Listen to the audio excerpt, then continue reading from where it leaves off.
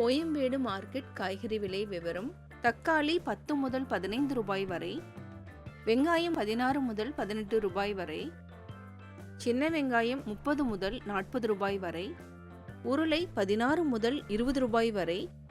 carrot 10 முதல் 25 ரூபாய் வரை, பீன்ஸ் 60 முதல் 70 ரூபாய் வரை, பீட்ரூட் 10 முதல் 15 ரூபாய் வரை,